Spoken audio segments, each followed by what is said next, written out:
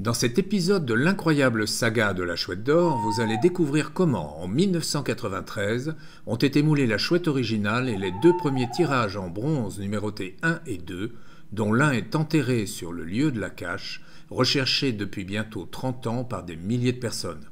Puis en 2021, comment ont été réalisés les 6 derniers tirages numérotés de 3 à 8 qui achèvent la série. Le premier moule de 1993 que vous voyez sur cette image permettait des moulages de la Chouette à la cire perdue en un seul bloc. La difficulté était de faire couler le métal en fusion jusque dans la plus fine partie des ailes et de la queue de l'oiseau. La première coulée d'argent fut d'ailleurs ratée car le métal n'était pas assez chaud. Au bout de presque 30 ans, le revêtement intérieur du moule se désagrège et ne permet plus de l'utiliser. Il a donc servi uniquement pour la Chouette d'Or et les deux premiers tirages en bronze numérotés 1 et 2. Nous voici dans le premier atelier de fonderie, au moment où est démoulé le second tirage en argent de la Chouette. Lorsque la céramique du moule se disloque, on voit apparaître comme des tuyauteries greffées sur la sculpture.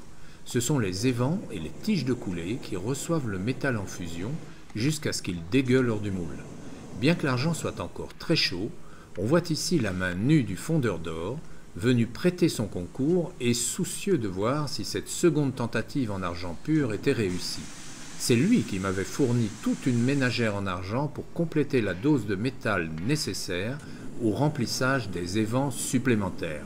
La sculpture qui ressemble un peu à une robinetterie deviendra bientôt la Chouette d'Or.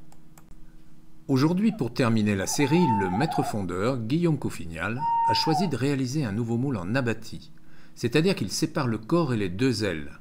La technique à la cire perdue est exactement la même qu'en 1993. Ne rêvez pas, il ne s'agit pas de chocolat, mais des abatis en cire sortis de ce premier moule, et sur lesquels une carapace est réalisée par dépôt de couches successives d'une solution, mélange eau, liant, farine de céramique et adjuvants organiques, puis saupoudrage au sable.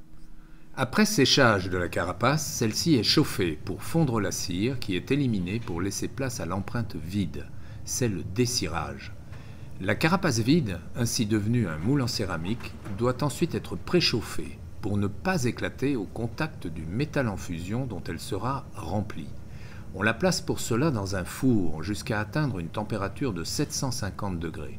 Naturellement, le fondeur prépare une certaine quantité de moules de toutes sortes pour absorber intégralement le volume de bronze fondu qu'il aura préparé. On le voit ici sortant du four le chariot sur lequel sont empilés les moules. La coulée de métal requiert beaucoup de maîtrise et de savoir-faire. C'est le four de fusion basculant que l'on voit ici qui va permettre de remplir le creuset. Il s'agit d'une étape absolument fascinante qui évoque immanquablement les images spectaculaires des éruptions volcaniques. Il faut aux opérateurs des tenues hautement protectrices pour pouvoir approcher du four et manipuler ensuite le creuset.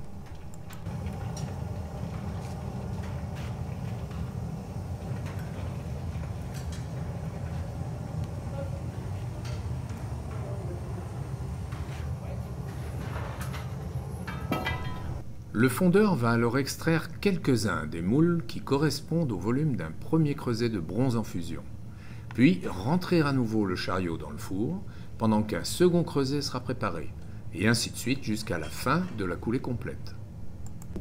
Une fois le creuset rempli, 2 personnes sont nécessaires à sa manipulation dangereuse et très délicate, qui nécessite une grande expérience et des gestes précis.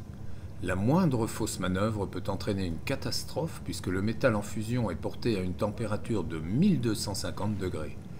On pourrait dire que plus le métal est chaud, plus il faut du sang-froid. L'opération va ainsi se répéter jusqu'à épuisement du bronze fondu. 1 à 2 coulées sont réalisées chaque mois, le reste du temps étant consacré à la préparation des moules et à la finition des sculptures que l'atelier réalise pour de nombreux artistes et marchands d'art à travers le monde.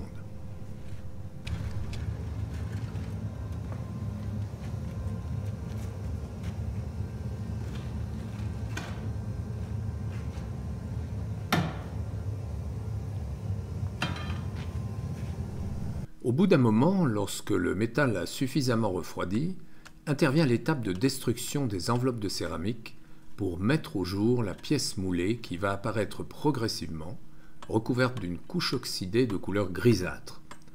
Après avoir cassé la céramique à coups de marteau ou de massette, il faudra encore un travail de nettoyage méticuleux pour enlever toute trace de céramique sans endommager la sculpture. Du petit burin jusqu'au nettoyeur haute pression, chaque fondeur a sa recette pour cela. On voit alors réapparaître la belle couleur dorée du bronze mise à nu sur les différents abattis qui vont maintenant pouvoir être assemblés afin de correspondre exactement au modèle initial. Les ailes sont soudées au bronze sur le corps de la chouette dans l'exacte position qu'elles doivent avoir. Le résultat est une sculpture conforme à l'original, mais elle porte encore des traces de moulage et les zones soudées sont brutes. Il est toujours surprenant d'assister à la naissance d'une série. C'est maintenant au tour du ciseleur d'intervenir, pour ébarber, affiner certains détails et traiter les surfaces encore brutes. Il s'inspire pour cela de l'aspect de l'original du modèle et travaille le plus souvent en fonction des directives précises données par l'artiste. C'est là que l'œuvre retrouve toute son homogénéité et atteint le niveau de détail souhaité. Vient enfin le moment de la finition et de l'application de la patine. Nous touchons là aux secrets les plus jalousement gardés par les fondeurs eux-mêmes. Comme pour les chefs étoilés en cuisine, les grandes lignes des recettes sont connues, mais les dosages exacts, les petits trucs et le tour de main ne sont pas enseignés. Là encore, c'est l'auteur de l'œuvre originale qui choisit sa patine et peut éventuellement la réaliser lui-même. Mais le savoir-faire du maître fondeur reste souverain. C'est lui qui dose ses bains d'acide et mélange savamment les divers oxydes métalliques qui vont colorer progressivement la surface du métal, par couches tantôt opaques, tantôt transparentes pour laisser apparaître les qualités de l'alliage. L'ultime tâche qui reste à accomplir avant que nos chouettes puissent, si l'on peut dire, prendre leur envol et aller se poser sur l'étagère ou dans la vitrine d'un collectionneur est le soclage. Les supports peuvent varier mais ne doivent pas nuire à l'esthétique de la sculpture. Ils doivent rester discrets et sont réalisés pour que la chouette puisse se présenter sous son meilleur angle.